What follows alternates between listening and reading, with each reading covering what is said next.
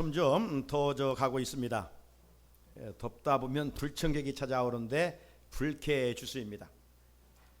불쾌지수가 날씨가 더움으로 말미암아 점점 좀 높아져 간다는 통계가 있습니다. 그래서 별일도 아닌데 짜증을 내기도 하고요, 별일도 아닌데 큰 소리를 치기도 하고, 불쾌지수가 높다 보니 별일도 아닌데 화를 내기도 합니다. 한번 생각해 보십시오. 여름은 더워야 제맛 아닙니까? 만약 여름이 덥지 않고 춥다면 어떻게 될까요? 위기를 넘어 비상사태입니다. 그렇지 않겠어요? 여름 날씨는 더워야 사람들이 먹고 살 수 있는 곡식들이 자랄 수가 있는 것이지요. 그러니 여러분, 너무 더운 여름을 보내면서 날씨에 민감하게 반응하지 말고 그러려니 하면서 금년 남은 여름도 건강하게 지낼 수 있기를 바랍니다. 그럼에도 불구하고 이 더위와 우리의 여러 환경으로 인해서 불쾌지수가 높다 보니까 이 말을 함부로 하여서 이 대인관계에 금이 가게 되고, 또 관계가 깨지는, 이로 인해서 편안함이 마음에 사라지는 일들도 없지 않아 있습니다. 그렇기에 오늘은 이 언어의 회복에 대한 말씀을 통해서 은혜를 받고 싶습니다. 작년에 왜 시리즈 설교를 하면서도 왜 말을 잘해야 하는가, 그런 부분에 대해서 한 달 동안 말씀을 드린 바 있습니다. 여러 가지가 우리가 생각이 되어지겠지만, 제가 그때 강조했던 말을 함축한다면, 우리 그리스도인들은 부자가 되기보다는 잘 살기를 원해야 된다. 부자가 되려고 하는 것보다 잘 살아야 합니다. 이처럼 우리가 말을 많이 하기보다는 말을 잘해야 합니다. 이 말씀을 반복해서 강조했던 적이 있습니다. 잘 산다는 것이 무언가, 말을 잘한다는 것이 무언가, 그 기준은 오직 하나님의 말씀입니다. 말씀대로 사는 거예요. 그렇다면 우리는 성경이 가르쳐주는 이 말의 의미를 되살려서 우리가 이 더운 여름을 지혜롭게 이겨갈 수 있어야 하겠습니다. 우리가 말을 할 수 있다는 것은요, 특권이죠. 동물은 말을 할 수가 없습니다. 동물에는 언어 생활이 없어요. 사람만이 할 수 있는, 하나님의 형상으로 창조된 우리 인간만이 할 수 있는 특권이지요. 그런데 이 특권을 잘 사용해야 돼요. 권력을 가진 것은 특권이죠. 어떤 신분을 가졌다는 것은 특권이죠. 그런데 그 권력을 남용하게 될 때 오히려 그 인생이 무너지는 것을 우리는 주변에서 많이 볼 수가 있습니다. 그동안 쌓아왔던 금자탑이 하루아침에 바벨탑처럼 무너지는 것을 보지 않습니까? 우리 언어도 마찬가지입니다. 언어도 우리에게 인간만이 할 수 있는 특권이라면, 이 특권을 잘 하면 자기에게 복이 되지만, 잘못 사용하면, 남용하면 그것이 나에게 돌아오는 화살이 되어 나를 죽이는 것이죠. 여러분, 정치인들을 보면 참 노련한 사람들은요, 말을 상대방에게 미웃게는 하는데 크게 흠잡게 하지를 않습니다. 그래서 이렇게 저렇게 빠져나가요. 그 노련하다는 것이죠. 그런데 신인 정치인들은 막 이 열정만 앞서지 직설적으로 하다가 어떤 치명타를 입는 것을 보게 됩니다. 정치인들만 그렇습니까? 특권인 말을 사용하고 살아가는 우리도 마찬가지죠. 한번 뒤돌아보면 그때 내가 말을 그렇게 해서는 아니 됐었는데, 이렇게 우리가 후회할 때가 얼마나 많습니까? 누구나 말 때문에 아픈 과거들이 있지요. 그런 의미에서 우리는 정말 말을 잘 해야 됩니다. 우리가 가지고 있는 바이블, 이 성경에는 이 말에 대해서 참 많이 기록되어 있어요. 이 성경에 제일 많이 기록되어 있는 것이 물질에 관한 거예요. 그만큼 잘못하면 물질 관리를 못하고 물질의 노예가 되기 때문에. 그리고 이 말에 대해서 많이 나와 있어요. 말. 그래서 말에 실수가 없으면 온전한 자라고 하잖아요. 그만큼 우리는 말로 상처 주고 받을 수 있는 연약한 존재라는 것이죠. 자, 그런데 잠언 말씀해 보게 되면 오늘도 본문이지만 25장 11절 말씀을 보면 어떤 말씀 같이 읽어볼까요? 시작. 경우에 합당한 말은 아로 새긴 은쟁반의 금사관이라. 아멘. 여러분, 은쟁반도 참 아름답잖아요. 그런데 거기에 금사과, 금사과가 있으니 금상첨화죠. 우리가 대인관계 속에서 소통하는 특권인 이 말을 부부간에나 성도들 간에나 직장에서나 어디에서나 말을 잘하고 살면 이런 좋은 결과를 가져온다는 것이죠. 그러나 말 한마디 잘못하면 어제까지도 관계가 좋았는데 그냥 유리알처럼 깨져버리는 일들이 비일비재합니다. 성경은 말을 잘해야 할 이유에 대해서 크게 세 가지로 말씀하고 있어요. 왜 말을 잘해야 될까? 첫째는 지난주와 맥을, 감사주일과 맥을 같이 하는 건데요, 하나님이 들으신 대로 갚아주시기 때문입니다.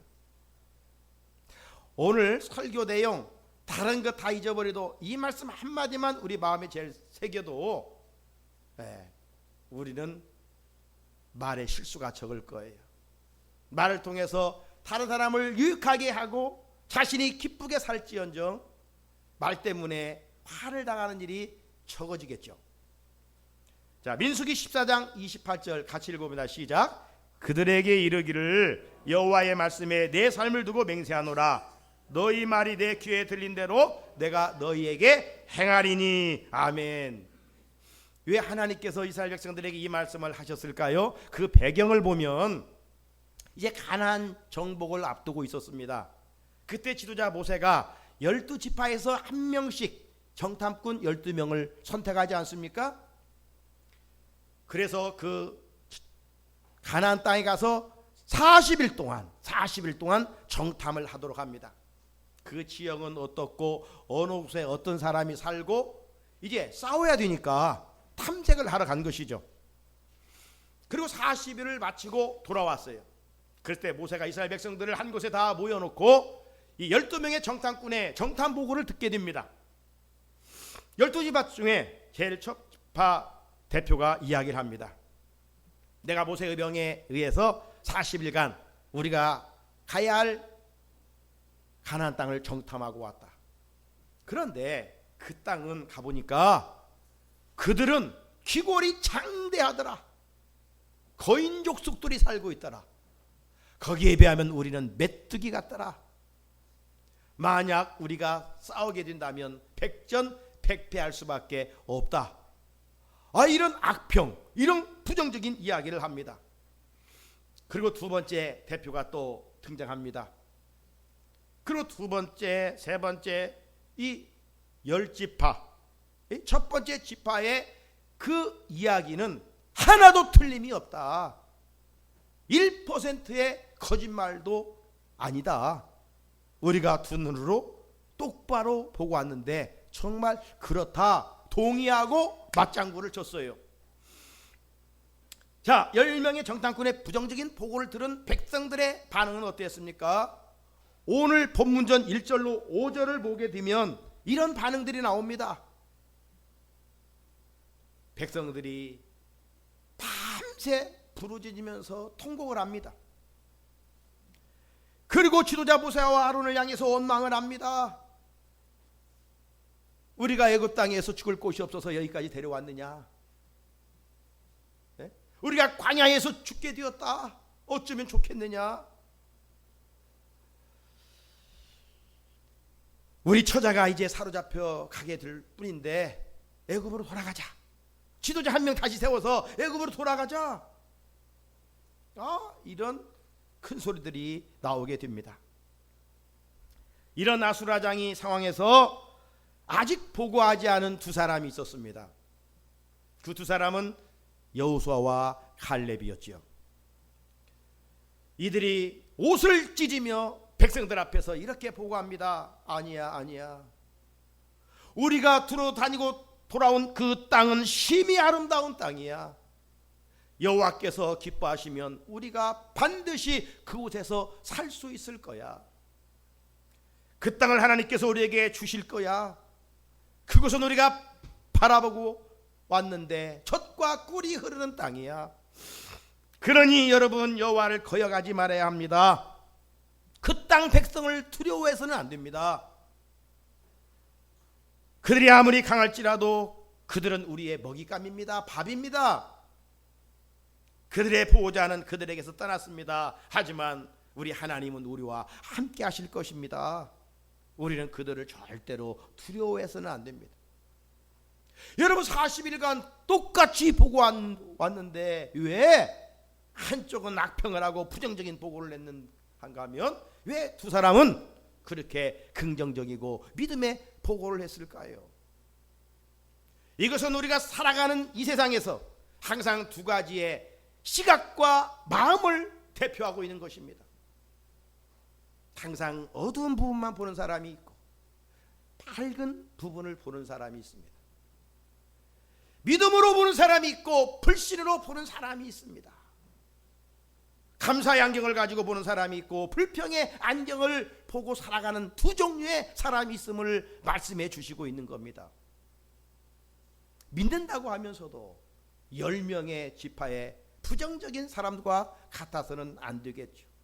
만약 우리 안에 그런 것이 있다면 하나님께서 오늘 이 말씀을 통해서 치유해 주시고 2명의 여호수아와 갈렙 같은 믿음의 긍정적인 보고와 내 상황을 믿음으로 이겨나갈 것을 말씀해 주고 있는 것입니다.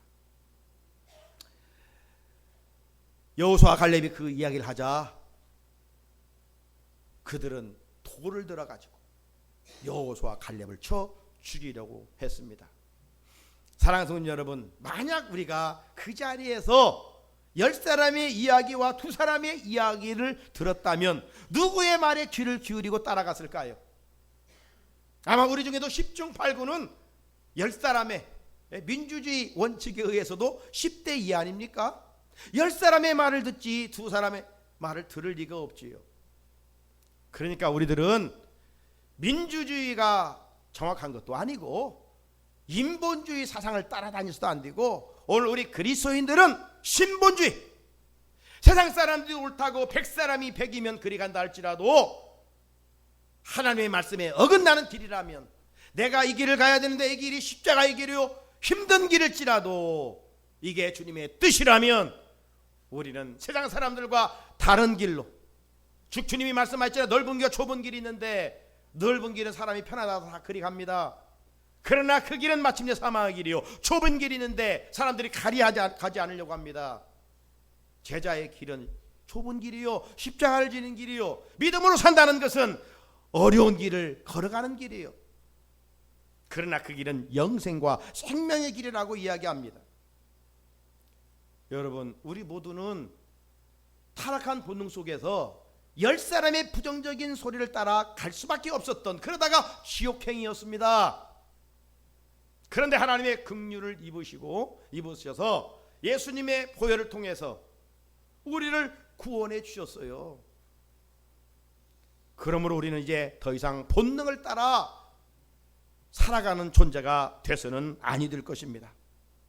그런데 당시 이스라엘 백성들이 끝까지 부정적인 방향으로 달려가니까 하나님께서 모세를 통해서 이렇게 말씀하셨어요. 민수기 14장 11절 보니까 이 백성이 어느 때까지 나를 멸시하겠느냐?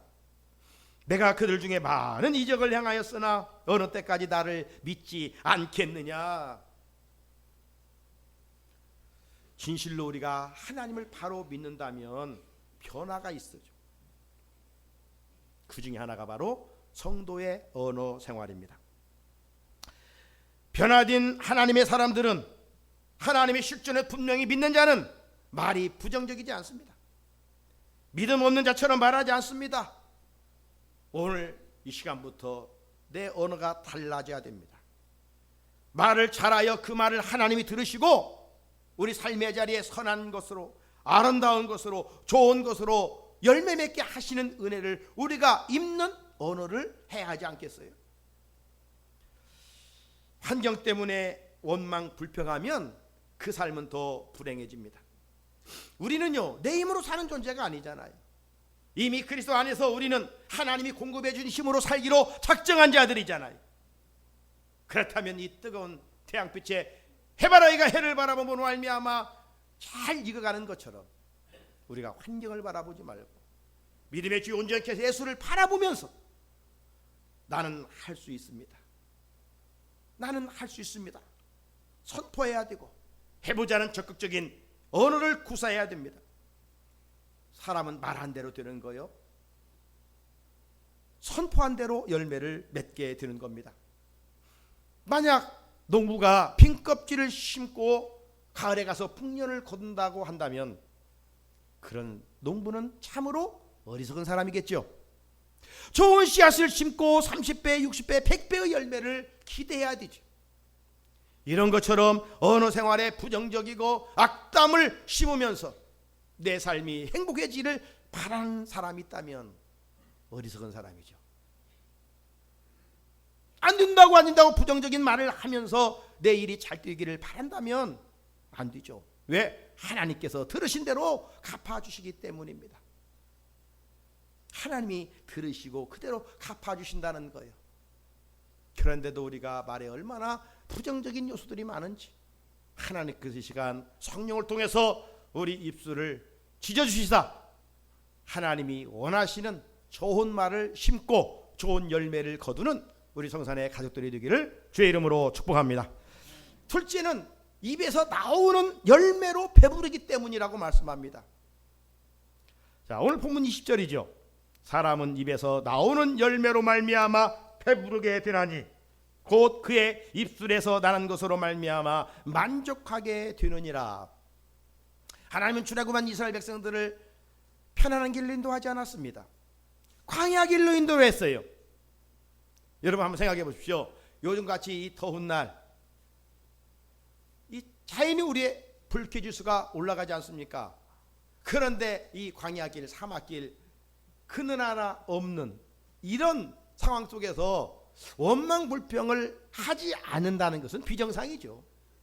그렇지 않겠습니까?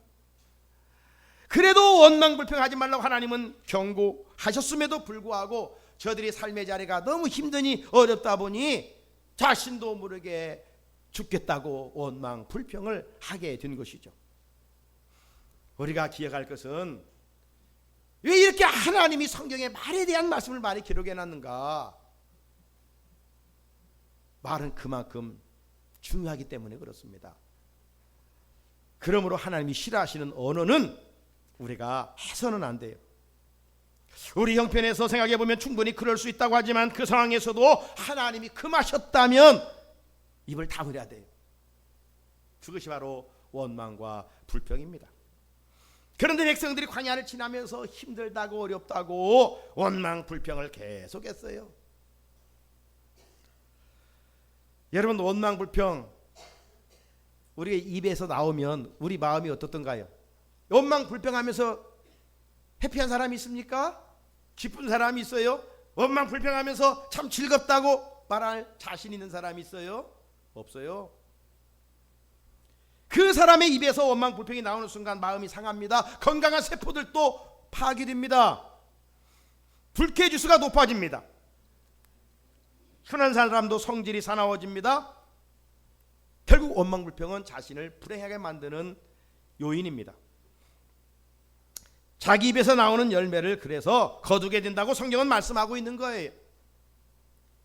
해서는 안 될 말을 하는 순간 하나님이 심판하기 전에 스스로 심판을 받고 있는 겁니다. 그러므로 원망, 불평, 우리가 부정적인 언어를 해서는 아니 되는 것이죠. 그런데 이스라엘 백성들은 원망, 불평을 했다는 것이죠. 이스라엘 백성들이 바로 누굽니까? 이 시대 저와 여러분이에요. 말씀을 들으면서도 깨닫지 못하고 그 결과가 무엇인지 알면서도 어리석어서 내 힘으로 살려고 하니까 또 원망하고 불평을 해요.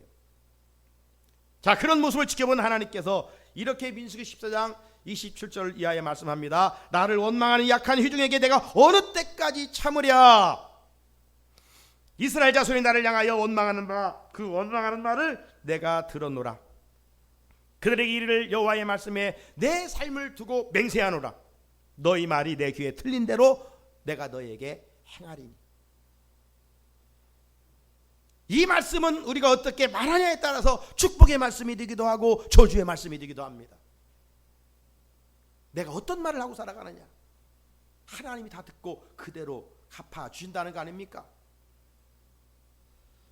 사랑하는 성도 여러분, 원망 불평한 광야 이스라엘 백성들이 잘 됐습니까? 그렇지 않습니다. 하나같이 원망 불평한 1세대들은 긍정적인 믿음의 보고를 했던 여호수아와 갈렙 이외에는 다 죽었어요. 한 명도 살지 못하고 다 죽었어요. 죽겠다 하는데 어떻게 살겠어요? 죽은 것이지. 세상은 광야입니다. 교회에 다니면서도 말에 거듭남이 없으면 믿음 없는 자이죠. 사탄은 우리의 마음을 틈타 늘 부정적인 말, 더럽고 추한 말, 악한 말, 이런 말들을 하도록 미혹합니다. 그래서 그런 말을 통해서 화목함을 깨트리고요, 공동체의 문제를 일으키게 합니다. 마귀가 좋아하는 언어를 구사하면 이미 내 마음은 영적으로 죽은 거예요. 하나님 나라에 들어갈 수가 없습니다. 그러므로 우리는 말을 잘 하려고 해요. 우리가 물질을 얻기 위해서 얼마만큼 애쓰고 힘쓰고 이 더운 날 수고합니까? 그 이상으로 우리는 말을 잘 하려고 애쓰고 힘써야 한다, 이 말이에요. 말을 잘하고 살 때 내 자신이 행복하고 기쁘고 말 한마디로 다른 사람의 마음을 유익하게 하는 것입니다. 하나님 주신 특권 언어를 잘 사용하여 내 입의 말로 배부르기를 주의 이름으로 축복합니다. 끝으로 죽고 사는 것이 혀의 힘에 달려있기 때문입니다. 오늘 21절을 보면 죽고 사는 것이 혀의 힘에 달렸나니 혀를 쓰기 좋아하는 자는 혀의 열매를 먹으리라 그랬어요. 사람들은 힘들고 죽겠다는 이유가 다 외부적인 환경 때문이라고 이야기합니다. 언뜻 생각해보면 맞습니다. 누구 때문에 내가 힘들고 어느 환경 때문에 내가 힘들고 충분히 그럴 수도 있어요. 그러나 엄밀히 말하면 이런 것들은 인간적 이기적인 생각에 불과합니다. 결국 그렇지 않습니다. 가장 큰 적은 항상 내 안에 있다고, 가장 큰 문제는 내 안에 있습니다.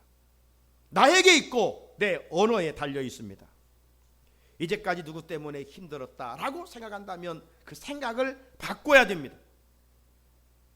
왜? 죽고 사는 것이 내 혀의 힘에 있기 때문입니다. 우리는 남의 허물을 찾으려고 하는 그런 시간을 많이 가지면서도 오늘 내 언어에 대한 점검은 하지 않습니다. 하나님은 남을 비난하거나 남을 그 잘못된 것을 허물을 들춰내기를 하나님은 원하지 않으시죠. 비판하는 것으로 네가 그 비판을 받으리라고 그랬어요. 그런데도 우리는 몇 사람이 모이면 남의 허물 이야기를 하기를 좋아합니다. 모이면 남 칭찬하는 것은 그다지 많지 않아요. 누구의 그 작은 티를 끄집어내서 세상 말로 씹는 것이죠. 다른 사람을 칭찬한다면 얼마나 좋겠어요. 다른 사람을 세워주는 이야기를 한다면 얼마나 좋겠어요. 그런 사람은 그렇지를 못해. 이 쥐성이 많은 인간은 항상 남 이야기하기를 좋아해요. 좋아하니까 하지 싫은데 하겠습니까? 그것도 이미 성경에 다 나와 있어요. 오늘 본문절로 올라간 8절에 이런 말씀이 있어요. 남의 말하기를 좋아하는 자의 말은 별식과 같아서 뱃속 깊은 데로 내려가느니라. 매일 똑같은 것 먹다가 특식 먹으면 얼마나 맛있어요. 응? 이 남의 허물 이야기하는 것은 특식 먹는 것이나 마찬가지예요. 그러니까 모여서 하는 것이죠. 그런데 기억할 것은 그 언어는 하나님이 싫어하신다는 거예요. 허물 이야기하면 그 순간 자신을 파멸의 구렁텅이로 던져지는 것입니다. 나방이 화려한 불빛을 쫓아갑니다. 멋모로 가는 것이죠. 그러나 가까이 가서 그 뜨거운 것에 의해서 자기 몸이 태워 죽는 거나 마찬가지예요. 그러므로 대인관계에서 비난과 비방을 하면 안 됩니다. 언젠가도 말씀을 드린 것처럼 우리 그리스도인이 원불교인으로 개종하면 안 돼요. 원불교인은 종교적인 개종을 의미하는 것이 아니라 원망 불평하는 교인, 원불교인. 예? 사랑하는 성도 여러분, 타락한 육신은 하나님의 말씀을 거슬러 살기를 좋아합니다. 그래서 해서는 안 될 말을 함으로써 건강도 영혼도 망가집니다. 그런데 여러분, 말 잘하면 우리 속담도 있잖아요. 천냥빚을 갚는다고. 말 잘하면 내 환경도 좋아집니다. 말 잘하고 살면 살아납니다. 말 잘하면 기쁨과 행복이 찾아옵니다. 말 잘하고 살면 주변에 그리스도의 향기를 드러내며 살아갈 수가 있습니다. 말 한마디 잘하면 우리 공동체를 세워갈 수가 있습니다. 죽고 사는 것이 환경에 있는 것이 아니라 죽고 사는 것이 내 혀에 힘에 있다라고 오늘 하나님 우리에게 말씀하고 있습니다. 여러분은 삶의 자리에서 어떤 말을 지금 즐겨 사용하고 있습니까? 죽고 사는 것 위부에 있지 않습니다. 내 말에 있습니다. 주님의 제자는 말을 잘하는 사람입니다. 말을 잘하면 기적을 창출하게 됩니다. 기적을 경험하게 됩니다. 박필이라는 목사님이 쓰신 당신의 말이 기적을 만든다, 이 책이 있어요. 그렇게 두꺼운 책은 아닌데 이 책에 읽어보게 되면 기적을 만들어내는 4가지 말이 믿는 사람들에게 있는데, 첫째는 시인하는 말입니다. 시인하는 말. 로마서 10장 10절. 사람이 마음으로 믿어 의에 이르고 입으로 시인하여 구원에 이르느니라. 시인이라는 건 뭡니까? 하나님의 말씀을 그대로 믿고 말하는 것입니다. 하나님이 오늘 그 말씀을 나에게 주셨고 그 말씀을 그대로 받아들이고 믿고 그대로 말하는 것이죠. 하나님은 우리들이 입으로 구원받은 백성임을 시인할 것을 말씀하셨습니다. 그러므로 힘들고 어려울 때 우리는 시인해야 됩니다. 그래, 나는 하나님의 백성이야. 나는 하나님의 딸이야. 나는 하나님의 아들이야. 그리고 말씀을 들을 때 나에게 주신 말씀으로 받고 아멘으로 시인하라는 거예요. 아멘의 뜻이 뭡니까? 동의합니다. 그렇습니다. 제청합니다. 그대로 이루어질 줄로 믿습니다. 이런 뜻 아닙니까? 그래서 돌아가신 그 황수관 박사는 그리스도인에게서 아멘은 만병통치약이다, 그런 말씀을 하지 않았습니까? 아멘의 응답은 하나님의 말씀을 시인하는 거예요. 둘째로 시인하는 말이 이어서 고백하는 말입니다. 다윗은 하나님 앞에서 고백하는 삶을 살았어요. 우리가 잘 알고 있는 시편 23편 1절 3절에 여호와는 나의 목자시다. 그러므로 내가 부족함이 없다. 그가 내 영혼을 의의 길로 인도하신다. 목자가 양을 잔디밭으로 인도하는 것처럼, 푸른 그 맑은 시냇가로 인도하는 것처럼 나를 인도해 가신다. 이런 고백이 다윗의 입술을 통해서 고백되었어요. 그렇기 때문에 이 고백이 훗날 다윗을 가장 위대한 왕으로 만들었던 것 아니겠습니까? 내 능력의 근원이 되는 말씀을 잘 듣고 묵상하고 고백하십시오. 말씀을 고백한 대로 복 있는 삶으로 이어지게 될 것입니다. 셋째는 선포하는 말입니다. 여러분, 선포는요, 공포하는 겁니다. 법을 제정하면 공포를 하잖아요. 매달 며칠부로 공포함으로 이 법은 효력을 오늘부터 시작된다라고. 성경에는요, 선포들로 가득합니다. 사도행전 16장 31절에 가로되 주 예수를 믿으라. 그리하면 너와 내 집이 구원을 얻으리라. 선포입니다. 마태복음 11장 28절 말씀. 수고하고 무거운 짐자들아 다 내게로 오라. 내가 너희를 쉬게 하리라. 주님은 우리로 하여금 참 쉼과 안식을 얻게 하십니다.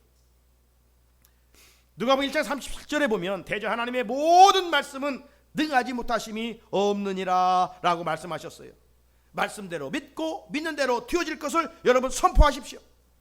하나님께서 반드시 역사하실 것입니다. 하나님이 하시는 일을 경험하게 될 것입니다. 끝으로 명령하는 말입니다. 태초에 우리 하나님이 사람을 지으시고 복을 주셨지요. 그 복은 창세기 1장 28절에 있는 말씀입니다. 땅을 정복하고 모든 생물을 다스리고 번성하여 충만하는 복이었습니다. 성도들은 이미 사단을 이길 권세를 가졌습니다. 여러분, 권세 있는 자는 사정하거나 부탁하지 않아요. 대통령은 국군 통수권자입니다. 군인을 출동시킬 때 국방부 장관에게 군대를 좀 출동시켜 주겠습니까? 부탁하지 않아요. 말로 명령합니다. 군대 출동하라고. 그러면 그 말에 권세가 있기 때문에 움직이는 것이죠. 하나님 우리에게 명령할 권세를 주셨습니다. 악한 영들이 우리를 괴롭힐 때, 내 마음이 힘들 때 우리는 악한 영들아 주님의 이름으로 명하노니 물러갈지어다, 물러갈지어다 외치라는 거예요. 이게 주님의 명령이에요. 그러면 떠나간다는 겁니다. 여러 가지 환경에 묶여 있고 때로는 질병이 나를 힘들게 할 때, 그거 인해서 무거운 돌이 내 마음을 짓누르는 것처럼 힘들 때, 마치 요한복음 3장에 사도행전 3장에 베드로가 성전 비문에 앉은 안진뱅이를 향해서 나는 은과 금은 없지만 내게 있는 것이 있다, 나사렛 예수의 이름으로 걸어라 명령했던 것처럼, 오늘 우리는 나사렛 예수 이름으로 명하노니 질병들아 내게서 떠날지어다, 나를 얽매이는 것들아 주의 예수 이름으로 명하노니 떠나갈지어다 명령하라는 거예요. 그러면 하나님이 역사하십니다. 사랑하는 성도 여러분, 우리가 언어를 구사할 수 있다는 것은 특권입니다. 하지만 특권을 남용하면 안 됩니다. 성도에게 언어의 남용은 그리스도인으로서 합당하지 않는 말을 하는 것입니다. 오늘부터 부정적인 말, 믿음 없는 말, 비난과 비방의 말, 더러운 말, 원망과 불평의 말을 우리가 해서는 안 됩니다. 이것은 자신과 공동체를 파멸시키는 것입니다. 성도는 권세 있는 말을 해야 됩니다. 결론적으로 말씀드렸던 우리 그리스도인들은 믿음을 가지고 시인하는 말, 고백하는 말, 선포하는 말, 명령하는 말을 사용하십시오. 이런 말들은 나를 잘되게 하고 우리 가정을 건강하게 세워가고 우리 교회 공동체를 아름답게 만들어 갑니다. 무더운 더위를 살아가는 동안 불쾌지수가 높아가는 이때 그리스도인답게 성숙한 언어 생활로 날 구원하신 하나님을 영화롭게 하고 기쁘게 하고 좋은 말을 심어 30배, 60배, 100배의 열매를 거두는 우리 성산의 성도들이 되기를 주님의 이름으로 축복합니다. 우리 같이 주신 말씀 붙들고 하나님, 그러면